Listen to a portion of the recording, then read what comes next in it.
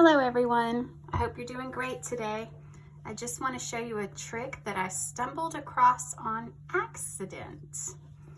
As you can see, I have basted this hexie on the wrong side of the fabric.